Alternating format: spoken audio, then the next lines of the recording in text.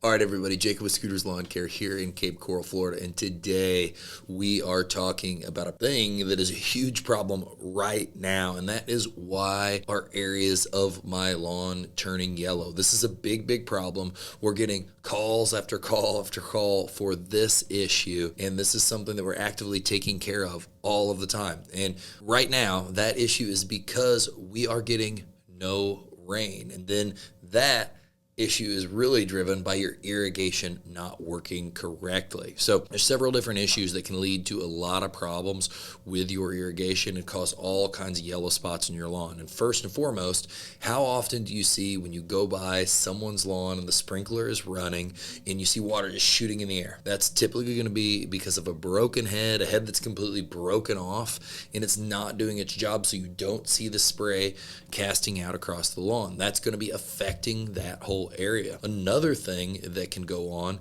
is not the head is broken, but so often we see that plants are blocking one of those heads, causing the exact same issue. And if you see a rotor head on a lawn or even just a little pop-up head, it is covering a decent size area. And if that is not working, if that's not working because one, that head is broken, two, there's a plant blocking it, that is going to affect a major portion of the lawn. And when things get as dry as they are right now, when we're not getting any rain, and we're only allowed maybe 2 days a week to water a lawn, depending on how bad water situation is, that can be cut down to even one. You need those few days that you can do. It needs to be working perfect. So you're going to definitely get die out from that.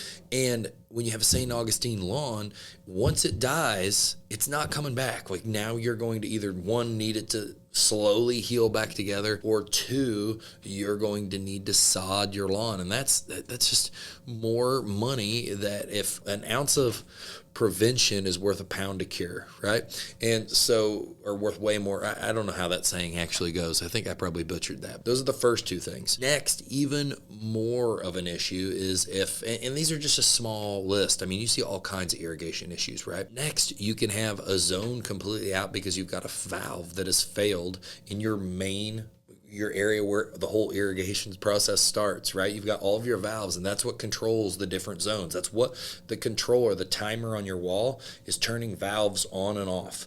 And if those valves, if the solenoids, if that system is not working, they can get hung open. If you ever see irrigation systems that won't turn off, that's because the valve's hanging open, or they won't turn on at all because it's just dead. And so once that happens, if it's your lawn, I would suggest replacing all of those, because once one's failed, it's just a little more time before another one fails. It's kind of like if you need to replace one brake rotor on your car or one set of brake pads on your car, you should probably do it all the way around, because you know they've all got about the same amount of time, right? And it's just a matter of time before the rest of those fail. So that's the next thing that can go bad. And that doesn't just affect one head, that affects the whole zone, which might be 2, 3, 4, 5, 6 heads, however many heads that that amount of water supply can power. So this is kind of a trickle down thing. It can be at the very beginning, just a head's broken. Then after that, it can be plants are blocking those heads. And then from there, it can be a whole valve is not working correctly, causing even more major issues over a larger area.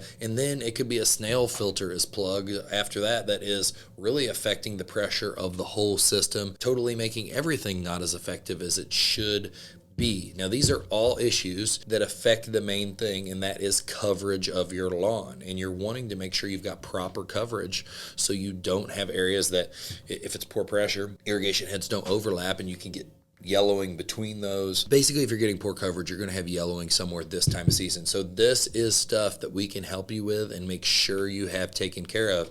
And taking care of that up front and making sure that everything is working properly is much more cost effective than fixing lawns, sodding lawns, and taking care of that on the tail end, when it's more of a, now we're not being proactive, when we're really just ripping out and redoing tons of stuff. So if you're seeing any yellowing in your lawn, this is the time to jump on top of that and fix that problem, and then also potentially get on a maintenance plan to try to just stay on top of and catch these issues. Because with our sandy soils and with our irrigation systems in general, there's a lot of maintenance that goes into keeping those working well, keeping debris out of those, and making sure your lawn is staying watered and protecting your investment.